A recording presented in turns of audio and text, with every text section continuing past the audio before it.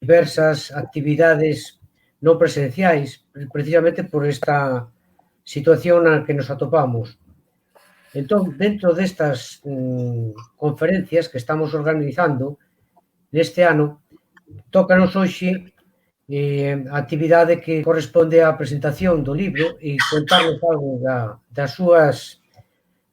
do seu contido, cuyo autor é Antonio Reigosa. Ben, Antonio Reigosa naceu en Mondoñedo no ano 1958 e actualmente é o seu cronista oficial. É responsable tamén de comunicación e xestión cultural da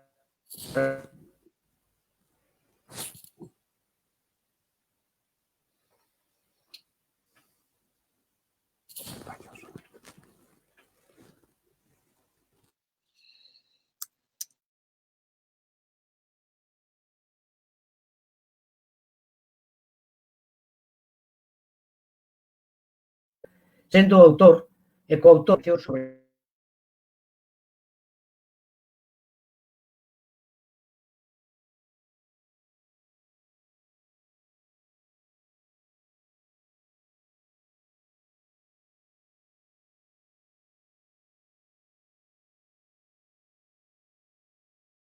infantil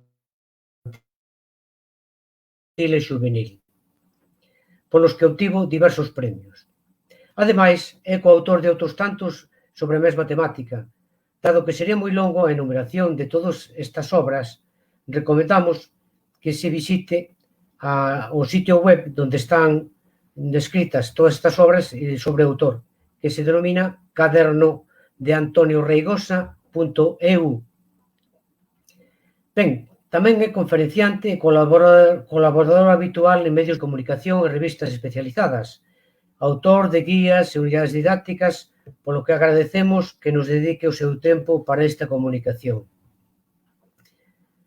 Ben, como vos decía antes, o motivo é a publicación do libro, aínda que, en realidade, o que nos vai falar é das historias que están contidas no libro. Este libro foi publicado pola editorial de Ferrol, cuxo editor é Miguel Tobar, que é editor e xestor cultural. Perdón, non diga o nome da editorial, é Edicións Embora.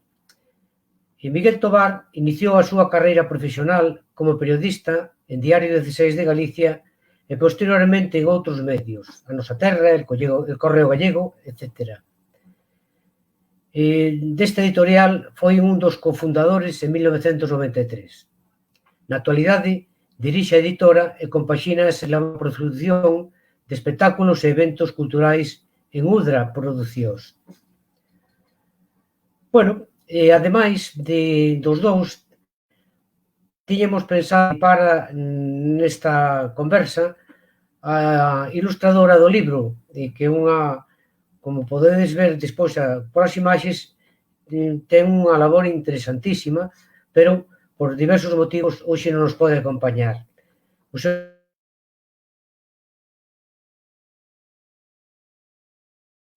nome é Rita Gutiérrez, é graduada pola Universidade de La Linterna Roja e participou en diferentes eventos editoriais en La Casa Encendida, Madrid, e no Matadero, tamén de Madrid. Ben, eu creo que con a intervención, que non quero prolongar demasiado, voulles dar paso tanto a Miguel Tobar como a Antonio Reigosa. Eles van a compartir o seu tempo para falarnos destas narracións. Solamente recordarvos que ao final da intervención faceránse chegar os comentarios que se deixen no Facebook, polo que recomendamos que a partir de agora os comentarios que sean interesantes podedelos publicar aí. Sin máis, voulle dar o paso a eles dous. Bueno, pois boas tardes e moitas grazas a todos os que esteades nas vosas casas, cos vosos teléfonos ou cos vosos computadores escoitándonos. Moitas grazas a Mariña Patrimonio por facer o esforzo de organizar este acto de presentación. Saúdo a Antonio, que está por aí na súa casa. Moi boas, Antonio. Hola. Nada, eu simplemente facer 3 ou 4 anotacións moi breves para darlle paso a Antonio, que é unha persona pois moi ben coñecida no mundo editorial e no mundo literario deste país. Cando nos poñémonos en marcha para facer este libro, Contra Historias de Galicia, tiñamos pensado iniciar unha colección que se abre con este libro, que vai continuar o ano que ven con outro, esperemos que durante moitos anos con moitos outros. Tiñamos pensado, sobre todo, construir, facer entre todos un obxecto bonito. Nos tiñamos claro que os contidos do libro iban a ser estupendos, porque tiñamos moi claro quen queríamos que empezara a colección, que era Antonio, pero sabendo que a parte, digamos, creativa, digamos, literaria do libro iba a estar moi ben cuberta, o que buscamos foi que o obxecto final estivese á altura do que Antonio escribe. E para iso, o que fixemos foi escoller unha ilustradora que nos viñamos seguindo desde anos atrás, unha muller nova, pero xa con moita experiencia no mundo da ilustración, aínda que non publicara ningún libro, que se chama Rita Gutiérrez, que non pode estar hoxe con nós porque está traballando, e xuntamos a Antonio e a Rita para facer o que hoxe vos vamos presentar. O que hoxe vos vamos presentar é Contra Historias de Galicia, que é un título que escolleu Antonio con moito tino,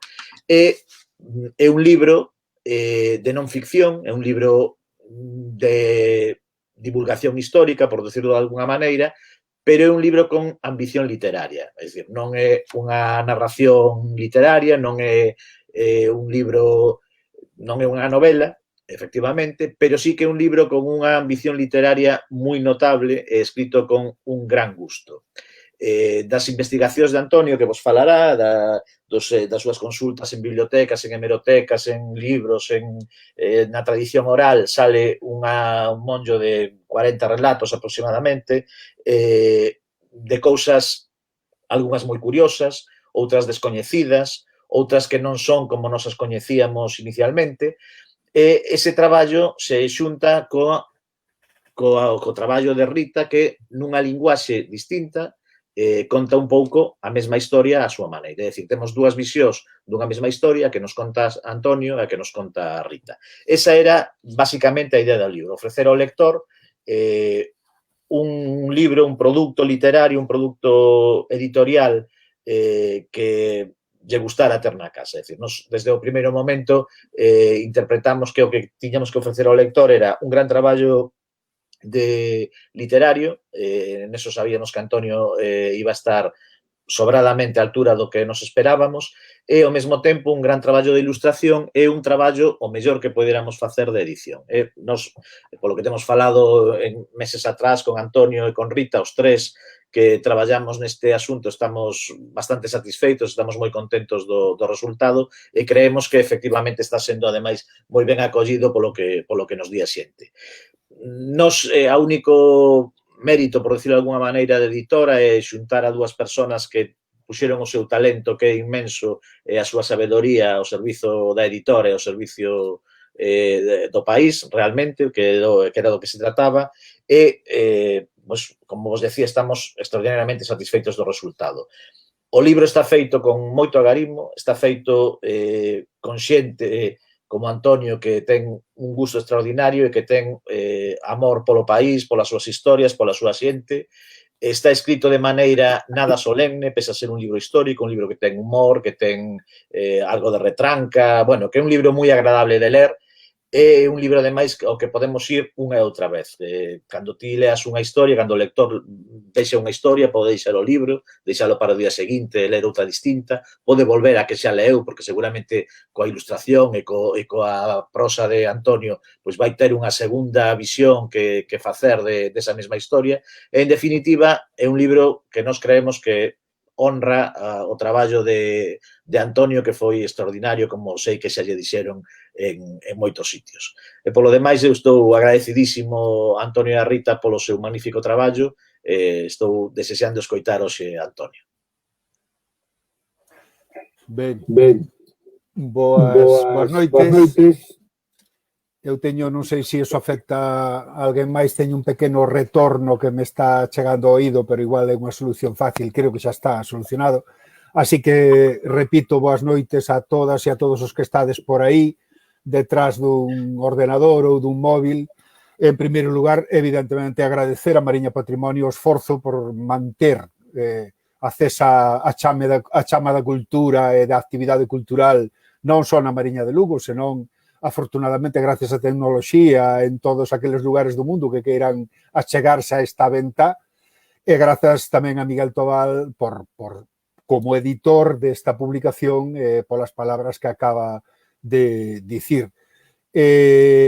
O libro xa da xénese máis ou menos falou o editor, falou Miguel, naceu precisamente dunha proposta de editorial de Miguel que xa explicou que pretende ser unha colección que comeza aquí con historias que, bueno, fundamentalmente son, por un lado, diversas e curiosas e seguramente atractivas para a maioría dos lectores, pero, por outro lado, teñen un engadido da imaxe, neste caso da fabulosa ilustración dunha ilustradora aínda moi nova, pero que se ve que ten un camiño aberto, que é Rita Gutiérrez, e que é unha pena que non poida estar hoxe aquí por motivos de traballo, pero que se achega ao libro, eu creo que vai valorar na súa xusta medida que estamos diante dunha obra prima dunha ilustradora que comeza unha gran carreira profesional, e senón o tempo o dirá.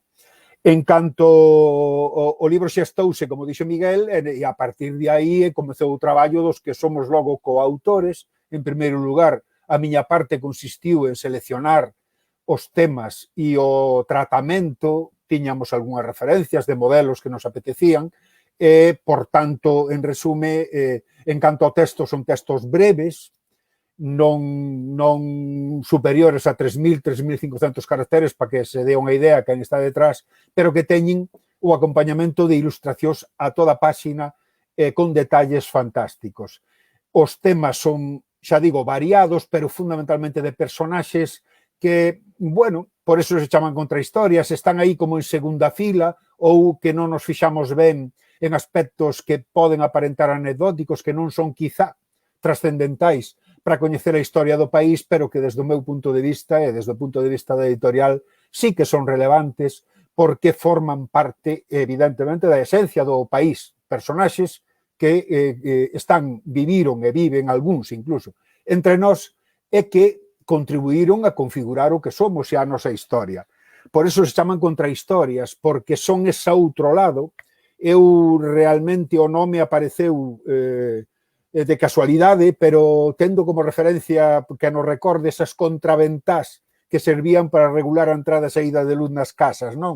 Pois quen teña ou tivese a fortuna de velas sabe que se pode, digamos, xogar tamén cos textos regulando as doses xustas e necesarias para coñecer a un personaxe. Eu intentei, non digo que o consiga, pero foi o meu propósito. Entón, libro de contidos variados, como vos comentarei agora na segunda parte, con textos breves, profusamente ilustrados, maravillosamente ilustrados, e que en todos os casos levan unhas notas mínimas ao final do libro que explican cal foi a bibliografía ou a referencia básica que se tivo en conta para traballar ese material. E leva tamén un apéndice onomástico para localizar facilmente, eu non os contei, pero hai un bon número de personaxes que se citan en toda a obra, non? Por outro lado, temos a inmensa satisfacción que compartimos, editor, ilustradora e autor, de que non só houbo unha cantidade enorme de crítica que lle prestou atención ao libro, senón que, en xeral, foi unha crítica moi positiva, valorando precisamente a originalidade da proposta e a calidade da edición e da ilustración, que son valores que, evidentemente, como dixo Miguel, nos satisfán a todos os que tivemos parte no parto deste libro. Eu tampouco quero facer unha intervención longa, non primeiro porque estamos diante dun formato novidoso para todos nós, eu estou presentando un libro por primeira vez desde esta ventá, creo que se é breve mellor, porque sempre quero dar a curiosidade de ir saber de que trata o libro, e para eso estamos aquí, para que nos imos enganar, estamos aquí para que vos fixedes no libro, se cheguedes a él e teñades a curiosidade de saber de que vai. E para eso sí que eu vou facer na segunda parte logo da miña intervención unha aproximación moi resumida, moi sintética, acompañado de imaxes, de algunhas das imaxes, de unha pequena parte das imaxes a toda a páxina que van acompañando os textos e que poden axudar un pouco tamén a entender que tipo de contidos leva o libro, que tipo de personaxes e que seguramente dependendo un pouco de onde vivades, de onde teñades a residencia, probablemente algúns vos soen, porque moitos deles, non todos, evidentemente, son relativamente recentes e forman parte da historia popular do noso país. Así que imos empezar con unha primeira ilustración e un primeiro personaxe que eu, por deferencia aos que nos convocan para facer esta presentación, ten moito que ver coa Mariña. Da Mariña de Lugo hai varios personaxes e temas que se tocan neste libro. Por exemplo, podo mencionar así de pasada que comento como foi a descuberta do famoso torque de Burela. Sabedes que é o torque máis grande dos atopados en Galicia, que neste momento está depositado nunha das salas do Museo Provincial de Lugo, é que o que foi o momento do encontro do achádego xerou, co tempo, moito despois, sabida a importancia da peza atopada, pois certa controversia entre certas persoas do entorno de Burela que se atribuían, digamos, o mérito de atopar esa maravilla nun momento dado. Seguramente quen viva nese entorno, porque se reflectiu na prensa, sabrá un pouco de que vai o asunto, pero eu, de momento, deixo aí a imaxe de Rita Gutiérrez e que se conta neste libro a historia dese momento crucial de atopar unha obra tan magnífica como o Torque de Burela. Tamén se fala duns amores pouco coñecidos de Pascual Veiga, do autor da música do himno galego, con unha rapaza entón de Mondoñedo chamada Eustorgia, e as curiosa maneira de relacionárense, enviándose notas entre ela e Pascual Veiga no chapeu dun cura tío da rapaza que acabou por esfarelalo todo, e se a orixe da marcha definitiva de Pascual Veiga de Mondoñedo a outras latitudes, primeiro a Coruña, despois a Madrid, onde morreu en 1906. E tamén falo que seguramente xa trascendeu do Merlín, é dicir, de Manolo Montero, o chamado Merlín de Cunqueiro, un personaxe que afortunadamente está vivo, que todo o mundo da Mariña coñece, e que un bon día decidiu deixar de ser Manolo Montero, persoa real, e pasar a ser un personaxe de ficción creado nada menos que por Cunqueiro. Por último, quería comentar a imaxe de Antonia Díaz. Non hai moito tempo, no 2018, fíxoselle unha homenaxe ao Gardarríos coincidindo co aniversario do seu asesinato en Vilanova de Lourenza, pero do Gardarríos falamos todos porque era un personaxe relevante dos fuxidos na posguerra e na etapa posterior á Guerra Civil, pero case nunca se fala dunha rapaza de 20 anos que o acompañaba aquel día fatídico en Vilanova de Lourenza e que morreu canda ela acribillada por 10 balazos da Garda Civil de outros personaxes evidentemente indesexables. E eu digo que o titulo esa parte como as dúas mortes de Antonia Díaz, porque unha foi evidentemente ese día, unha rapaza inocente morta desa maneira, pero tivo unha segunda morte que foi a prohibición expresa á familia de reclamar o seu cadáver, de gardarlle incluso loito, etcétera, etcétera, porque a represión é moito máis que pegar un tiro, moitas veces é borrar da memoria da familia incluso a personaxes que alguén considera que deben ser borrados da memoria. Son historias tristes, pero hai outras moito máis alegres, como pode ser, agora pasamos o ano, fixadevos, e recuamos 1000 anos atrás, e seguro que vos soa o arzobispo Xelmírez, porque foi un personaxe destacadísimo e fundamental na historia de Galicia nun momento determinado,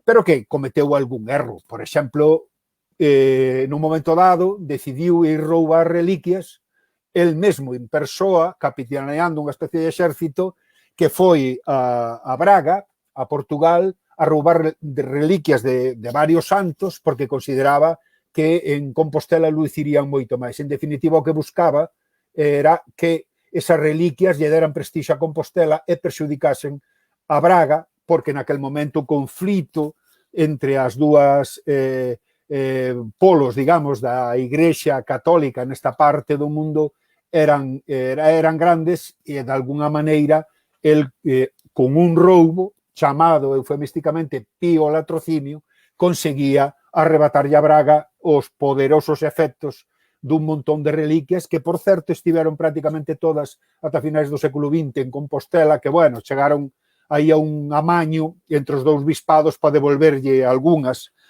a Braga.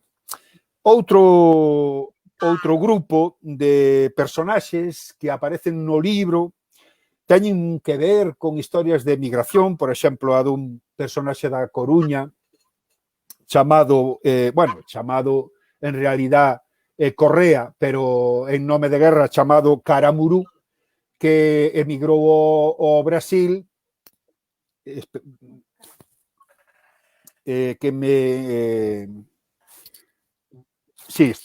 emigrou, que tiña aquí un problema coa colocación da... Agora, aí está. Que emigrou ao Brasil e que ali tuvo aventuras, casou cunha filla dun gran personaxe indiano, etc. Pero tamén temos a historia de Estebanillo González, o que pasa por ser o autor ou suposto autor do que se considera a última novela española, do chamada novela picaresca, que, por certo, era de Salvaterra do Miño, era galego, aínda que vivía en Italia e tivo unhas aventuras moi grandes, pero tamén a historia dun home nacido na Coruña é que para vivir na emigración convertiuse en trans, convertiuse en muller, e, aínda que tivo momentos de máis ou menos gloria como cabaretista e outras cousas, fundamentalmente tivo que vivir de extorsionar, de roubar e de a conta de homes que pensaban que era unha muller e que ademais era atractiva. Incluso hai algunha historia de algún suicidio cando descubriu que o verdadeiro sexo da princesa de Borbón, que tomou o nome artístico por unha visita que fixo precisamente Isabel de Borbón en 1910 a Argentina, que a princesa de Borbón pois non era unha muller, que era un home.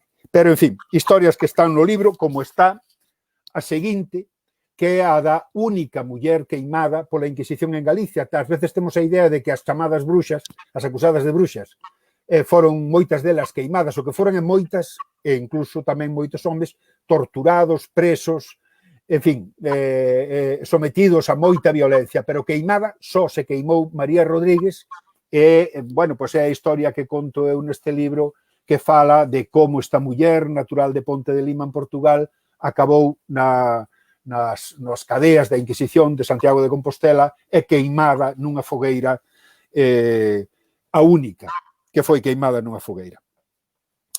Bueno, en fin, hai moitos máis personaxes, pero detrás, por exemplo, da historia de María Rodríguez, unha historia triste, podería poñer, para alegrar un pouco a situación, a de Miss Herland, unha muller da que non sei o nome, pero que aparece na prensa galega en 1910, e que 1909, principios de 1910, e que vivía de dar espectáculo nos teatros galegos, actuou en Vigo, actuou en Santiago, actuou na Coruña, retando os homes a pelexas e, ademais, un reto importante para a época, falábase de 100 pesos para quen gañase a contenda. Parece que lles gañou a moitos homes, incluso algún con certo historial delictivo que pensaba que por ser unha muller podía con ela debía saber técnicas de artes marciais e demais. A cuestión é que, igual que apareceu na prensa galega, a finais de 1909, en principios de 1910,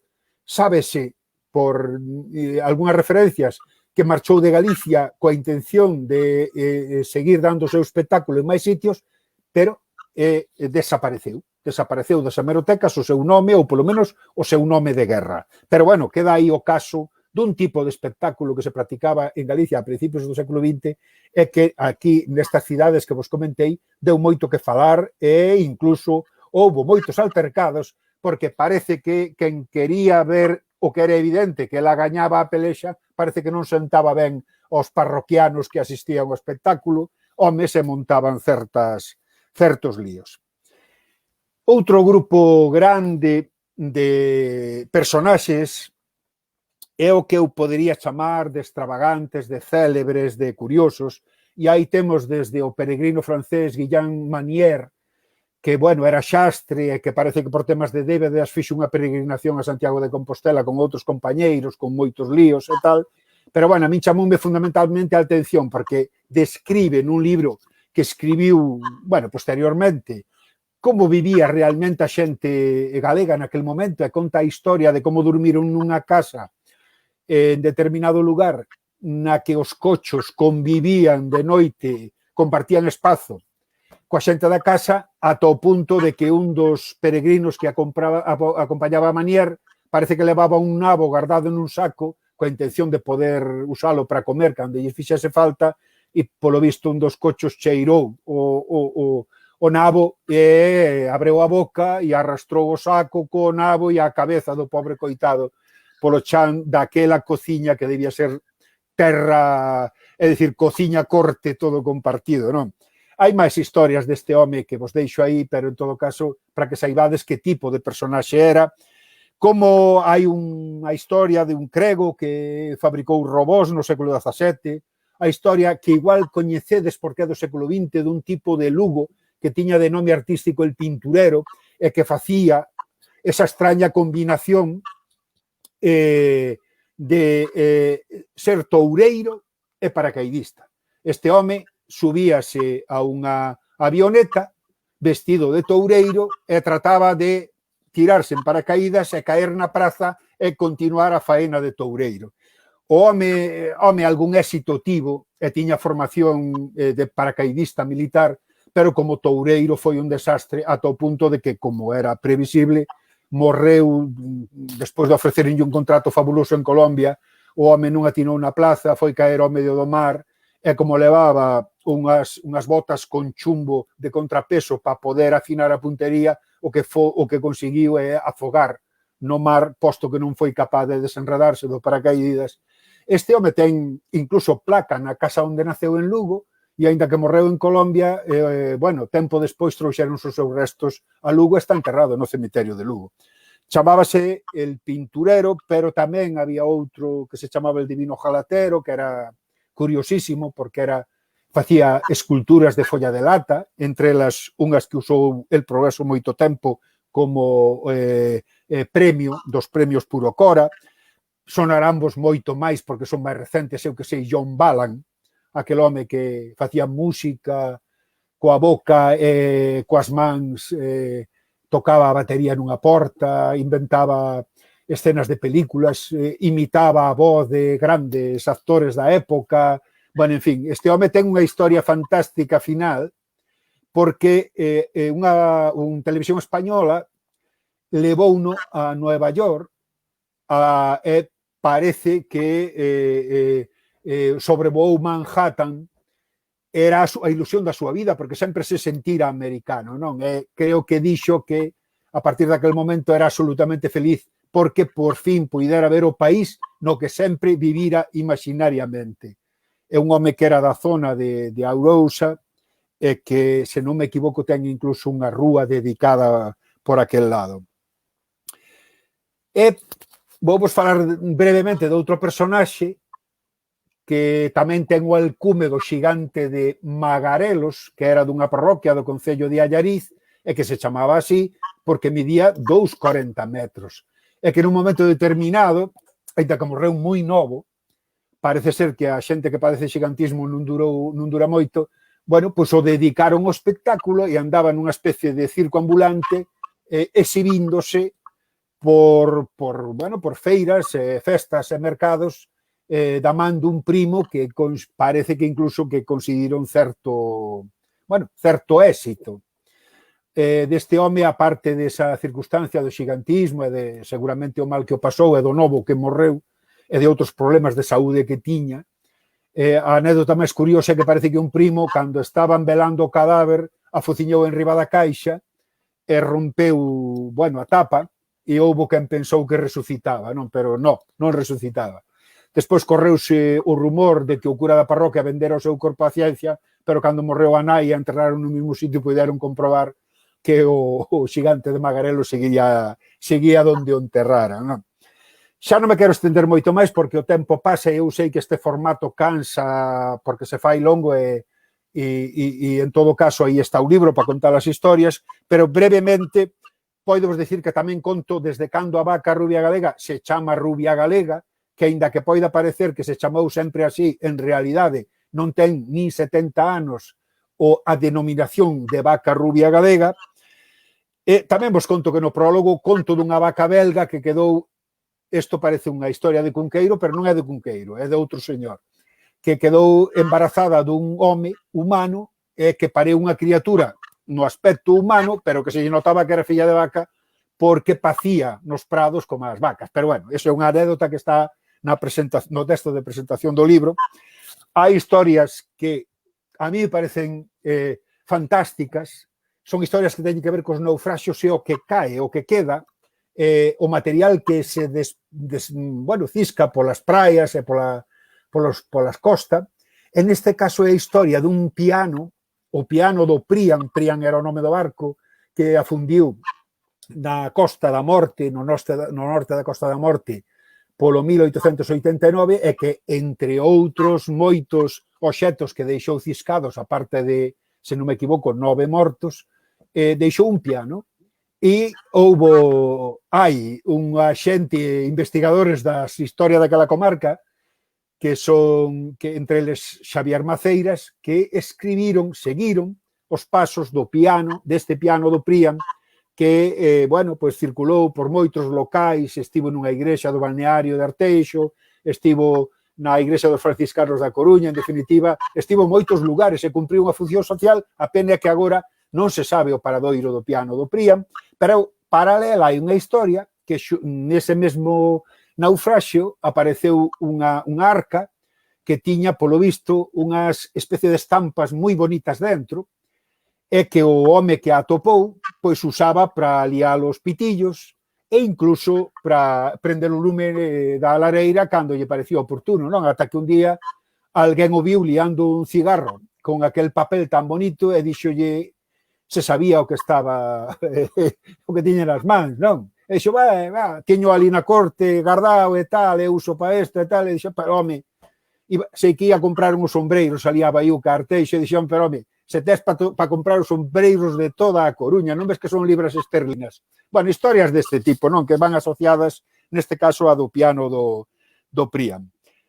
Logo, a ver se está por aquí, non sei se vos soa, a ilustración de Rita, representa a un héroe da aviación americano que se chamaba Lindbergh, e que ten o mérito de ser o primeiro de cruzar o Atlántico sen escala desde Nova York a París no ano, falo de memoria, creo que é o ano 27, creo que é. Falo de memoria. A cuestión é que este home, coa súa muller, con Anne Spencer Morrow, no ano 33, que xa facían viaxes por Europa con outros fins fundamentalmente comerciais, tiveron que acuatizar nas augas do río Miño entre Valença do Miño e Tui, un pouco máis ao norte onde está o balneario de Caldelas de Tui. E hai, porque están na prensa da época, unhas historias fascinantes de como as autoridades portuguesas e as autoridades españolas nos 3 días que non puideron continuar a viaxe porque estaba moi mal tempo, pelexaban por bueno, facerlle honores, atender a este personaxe que era, fixadevos, naquel momento, un héroe coñecido, por poñer algo fresco, como a Maradona neste momento, non? Que era absolutamente coñecido. Este home, en cambio, bien, tuvo unha evolución bastante triste, porque simpatizaba cos nazis, tivo certa colaboración co nazismo, e, sobre todo, cando morreu, descubriuse que, polo visto, levaba boa parte da súa vida facendo unha dobre vida, posto que estaba con dúas mulleres, e tivo fillos das dúas, bueno, en fin, unha especie, eu chamo héroe de cartón, que bueno, que resultou un pouco tramposo, non? E non sei, para os que son aficionados á música, se teñen un pouco de memoria, non sei se recordan isto.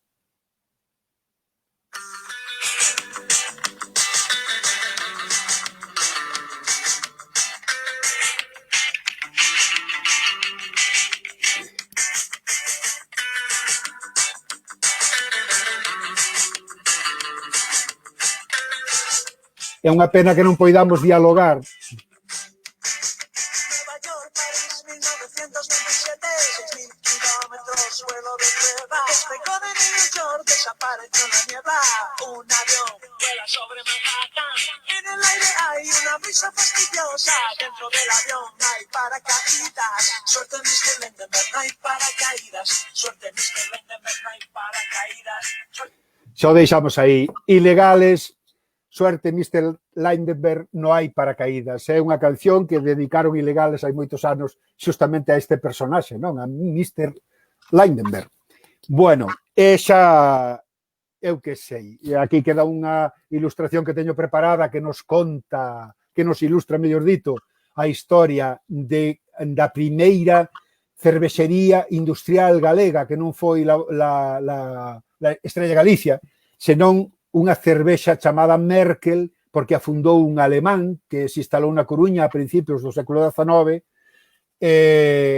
Bueno, aí contase como despois de rematar a vida desta industria cervexas Merkel, comezou coa participación nunha sociedade que había na Coruña a finais do século XIX, realmente a historia de Rivera, fundador de Estrella Galicia, pero isto vai só para os aficionados á cervexa, que eu creo que somos moitos. E vou rematar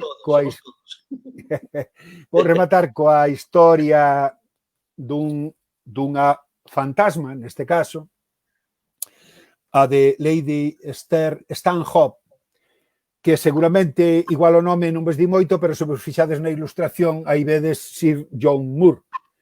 Evidentemente, este outro heroe que morreu na Coruña nunha batalla, a famosa batalla del Viña, entre os ingleses e os franceses, e, segundo se conta no libro, bueno, contaron despois moitos grandes literatos galegos, como Cunqueiro, por exemplo,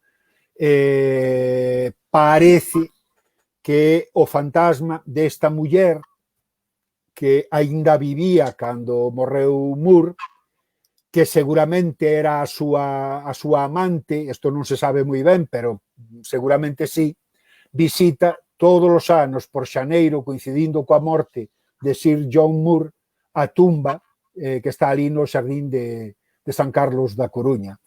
Eu non me quero estender moito máis porque creo que o lóxico para aguantar telemáticamente unha presentación son aproximadamente 40 minutos que levamos falando. En todo caso, se hai alguén que lle apeteza intervir, preguntar ou propoñer algo, estamos aquí para eso, pero salvo que Miguel queira comentar algo máis, non quero abusar, simplemente agradecer a vosa paciencia e bueno, en todo caso, é o que digo eu sempre, se vos facedes co libro e vos gusta, podedes contárnolo. A min en particular, se non vos gusta, tampouco fai falta que vos molestedes, non? Gardadeo para vos.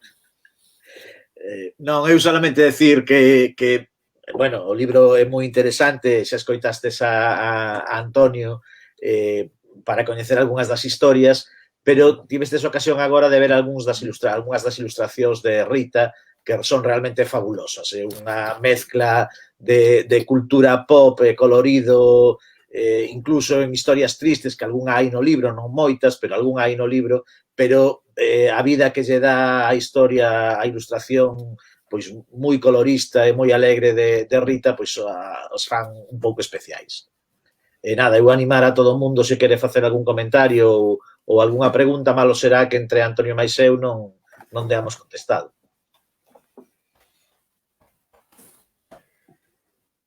Pois non sei se hai algunha... Está aí Toño regulando a situación. Hai aquí algunha proposta. Din, por exemplo, que non falamos sobre por que Rosalía decidiu deixar de escribir en galego. Bueno, claro, evidentemente non se pode falar de todo o que contén o libro. Unha das historias é justamente esta, porque Rosalía de Castro decide nun momento determinado deixar de escribir en galego e ten moito que ver co maltrato que se lle deu nun momento determinado por parte de certa prensa galega, concretamente da Coruña e de Vigo, porque ela escribira nun xornal de Madrid unha historia sobre unha práctica que ela debía coñecer ou alguén lle contou e que tiña que ver cun tipo de hospitalidade moi curiosa e que fundamentalmente consistía en que cando chegaba algún pobo da beiramar, un mariñeiro que levase moito tempo sen ir á súa casa, que era habitual, eso conta Rosalía, que era habitual, que pasase a noite con algunha das mulleres da casa. Eso, independentemente das razóns ou da documentación que manexaba Rosalía para contar eso, pareceulle moi mal as mentes ben pensantes tradicionalistas e consideraron que era indigno de nós contar esas historias, esas intimidades.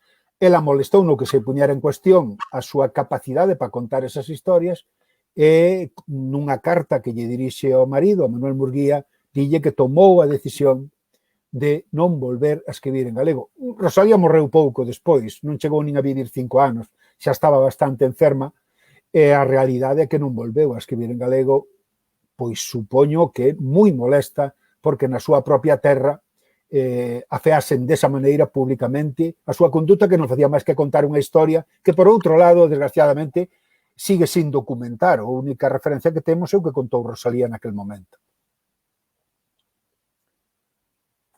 Di aí unha compañeira, Juncal, que lle botamos moita imaginación. Xustamente este libro ten pouca imaginación.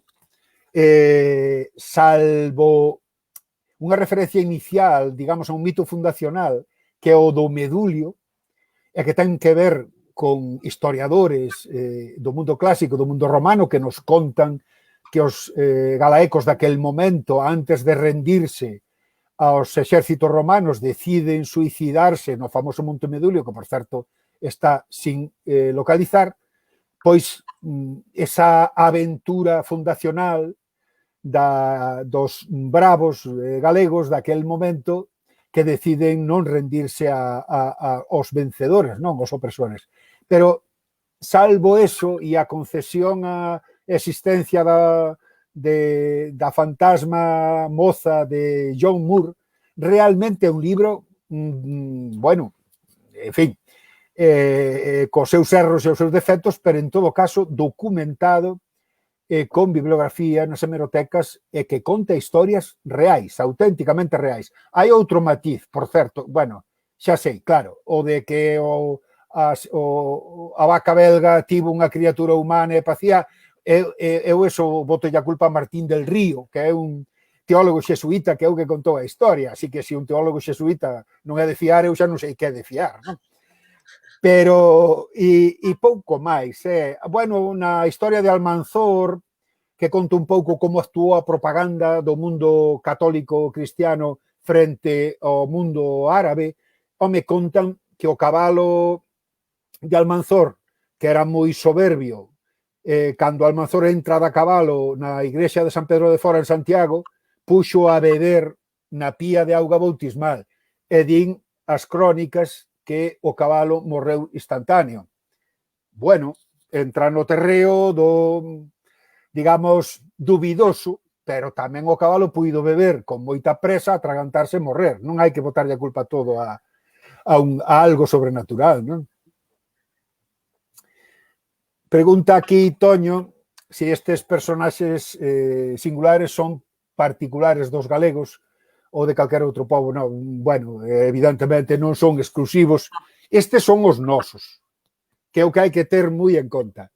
Son os nosos personaxes, son galegos e galegas coas súas circunstancias e peculiaridades, pero a condición humana é universal, personaxes similares hainos en todas partes. Probablemente, se facemos unha revisión da nosa contorna, aínda hoxe coñeceremos a personaxes que se lles parecen a moitos destes, que teñen comportamentos similares. O que si é verdade é que se recuamos na historia, xa documentalos é moito máis difícil porque non están nos libros, digamos, chamemos serios, formais, da historia nosa, non?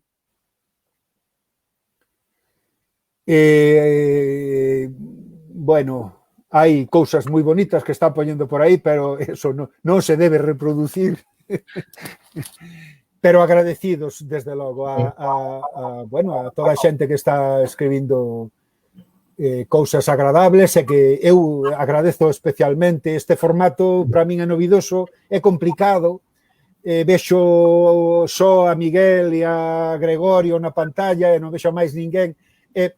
Bueno, parece que botas de menos ver o xesto, pero bueno, tamén fixamos presentacións con xente, público, coa máscara posta e botas de menos non poder acceder ao sorriso, ao xesto, a expresión da cara, non? Que tempos máis ruís nos tocou vivir, pero superarémolo, seguro. Ben, pois se non hai máis que contar pola vosa parte, pola parte de Mariña Patrimonio, agradecervos que nos dediquedes este tempo, agradecer que nos refresquedes a memoria do colectivo, que é sempre un patrimonio que debemos guardar entre todos, pero si queda refletido nun libro que podemos consultar, polo menos a falta da comunicación oral, pois sempre é interesante. Repito, grazas aos dous, lamentamos que non este Rita, pero transmitidelle da nosa parte bueno, parabéns polo ben que están as ilustracións. Grazas outra vez. Moi ben, moitas grazas a vos polo esforzo e por chamarnos, as dúas cousas. Sí, iso iba a decir, moitas grazas por convidarnos e por esta presentación tan estupenda. Moitas grazas. Ben, chao.